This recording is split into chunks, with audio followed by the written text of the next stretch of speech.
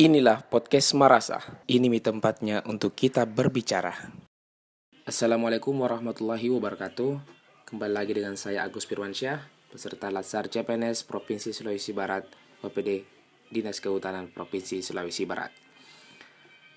Pada kesempatan kali ini, kita akan membahas salah satu core values ASN, yaitu harmonis. Sebelum lebih jauh membahas tentang harmonis, perlu kita ketahui bersama bahwa apa sebenarnya harmonis itu. Arti kata harmoni secara umum adalah keselarasan, kesesuaian, kecocokan, dan keseimbangan. Menurut Kamus Besar Bahasa Indonesia, harmoni berarti pernyataan rasa, aksi, gagasan, dan niat, keselarasan, serta keserasian. Istilah harmoni diartikan juga sebagai pola, yaitu usaha untuk mempertemukan berbagai pertentangan dalam masyarakat yang dikenal dengan istilah harmoni sosial. Harmoni menjadi faktor paling penting di dalam kehidupan masyarakat majemuk. Indonesia merupakan negara yang sangat beragam, hal merupakan potensi serta tantangan yang dimiliki oleh bangsa ini. Jika pemerintah dapat mengolah serta mengatur potensi ini dengan baik, maka Indonesia dapat dikatakan negara yang besar serta menjunjung tinggi perbedaan yang ada. Dalam konteks bangsaan, perspektif etnosimbolis lebih mendekat kenyataan di Indonesia. Sejarah telah menunjukkan bahwa para pendiri bangsa yang tergabung dalam BPUPKI berupaya mencari titik temu di antara berbagai kutub yang saling berseberangan. Kebangsaan Indonesia berupaya untuk mencari persatuan dan perbedaan. Persatuan menghadirkan loyalitas baru dan kebaruan dalam bayangan komunitas politik, kode-kode solidaritas, dan institusi sosial politik. Hal ini terutama direpresentasikan dengan negara persatuan dengan segala simbolisnya untuk mengatasi faham golongan dan persorangan. Kebinekaan dan keberagaman suku bangsa dan budaya memberikan tantangan yang besar bagi bangsa Indonesia.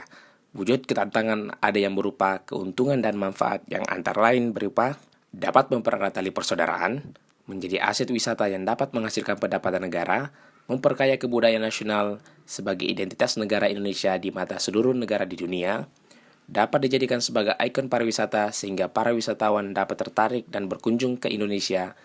Dengan banyaknya wisatawan maka banyak juga menciptakan lapangan pekerjaan. Sebagai pengetahuan bagi seluruh warga di dunia, sebagai media hiburan yang mendidik timbulnya rasa nasionalisme yang tinggi warga negara terhadap negara Indonesia, serta membuat Indonesia terkenal di mata dunia berkat keragaman budaya yang dimiliki. Selain memberikan manfaat tersebut, keanekaragaman juga memberikan tantangan kepada negara kita. Keberagaman bangsa Indonesia juga merupakan tantangan berupa ancaman, karena dengan adanya kebinekaan tersebut mudah membuat penduduk Indonesia berbeda pendapat yang lepas kendali. Mudah tumbuhnya perasaan kedaerahan yang amat sempit yang sewaktu-waktu bisa menjadi ledakan yang mengancam integritas nasional dan persatuan dan kesatuan bangsa. Hal ini nampak bagaimana dengan mudahnya bangsa kita di masa lalu dipecah belah oleh bahasa penjajah. Beberapa potensi tantangan yang muncul dapat ditandai dengan beberapa hal sebagai berikut. Yang pertama yaitu tidak adanya persamaan pandangan antar kelompok seperti perbedaan tujuan, cara melakukan sesuatu, dan sebagainya. 2. Norma-norma sosial tidak berfungsi dengan baik sebagai alat mencapai tujuan. Ketiga, adanya pertentangan norma-norma dalam masyarakat sehingga menimbulkan kebingungan bagi masyarakat. Yang keempat, memberlakukan sanksi terhadap pelanggar atas norma yang tidak sesuai dengan ketentuan. 5. Tindakan anggota masyarakat sudah tidak lagi sesuai dengan norma yang berlaku. Yang keenam, terjadi proses disosiatif, yaitu proses yang mengarah pada persaingan tidak sehat, tindakan kontroversial, dan pertentangan atau disharmonis.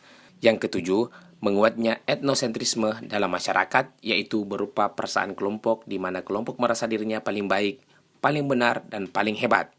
Yang kedelapan, stereotip terhadap suatu kelompok, yaitu anggapan yang dimiliki terhadap suatu kelompok yang bersifat tidak baik. Serta yang kedelapan, yaitu stereotip terhadap suatu kelompok, yaitu anggapan yang dimiliki terhadap suatu kelompok yang bersifat tidak baik. Kondisi atau tanda-tanda tersebut merupakan gejala yang dapat menjadi faktor pemicu terjadinya disharmonis atau kejadian disharmonis di dalam kehidupan bermasyarakat dan bernegara. Tantangan disharmonis dalam masyarakat dapat dikelompokkan menjadi beberapa kondisi sebagai berikut. Yang pertama, disharmonis antar suku, yaitu pertentangan antar suku yang satu dengan suku lainnya. Perbedaan suku yang seringkali juga memiliki perbedaan adat istiadat, budaya, sistem kekerabatan, norma sosial dalam masyarakat. Pemahaman yang keliru terhadap perbedaan ini dapat menimbulkan disharmonis dalam masyarakat. Yang kedua, disharmonis antar agama, yaitu pertentangan antar kelompok yang memiliki keyakinan atau agama yang berbeda. Disharmonis ini bisa terjadi antar agama yang satu dengan agama yang lain, atau antar kelompok dalam agama tertentu. Yang ketiga, disharmonis antar ras, yaitu pertentangan antar ras yang satu dengan ras yang lainnya. Pertentangan ini dapat disebabkan sikap rasialis, yaitu memperlakukan orang berbeda-beda berdasarkan ras. Yang keempat, disharmonis antar golongan, yaitu pertentangan antar kelompok dalam masyarakat atau golongan dalam masyarakat. Golongan atau kelompok dalam masyarakat yang dapat dibedakan atas dasar pekerjaan, partai politik, asal daerah, dan sebagainya. Sebagai seorang ASN, kita patutnya menjaga persaudaraan, perdamaian, dan keadilan antar umat manusia.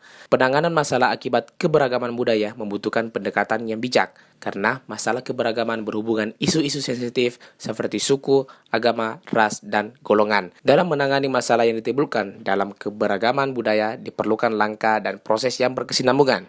Di antaranya, memperbaiki kebijakan pemerintah di bidang pemerataan hasil pembangunan di segala bidang, penanaman sikap toleransi dan saling menghormati adanya perbedaan budaya melalui pendidikan pluralitas dan multikultural di jenjang pendidikan formal.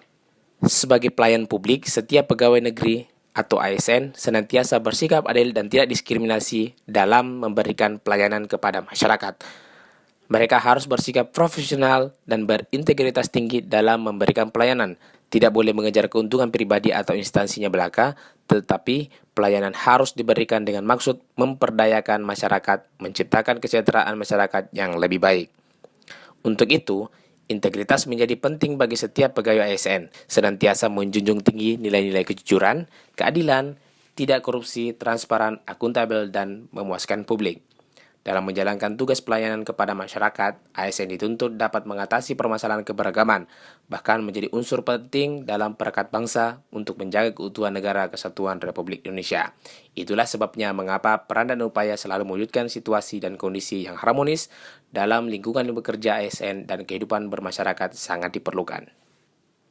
Demikianlah ulasan singkat terkait salah satu core values ASN, yaitu harmonis. See you next video.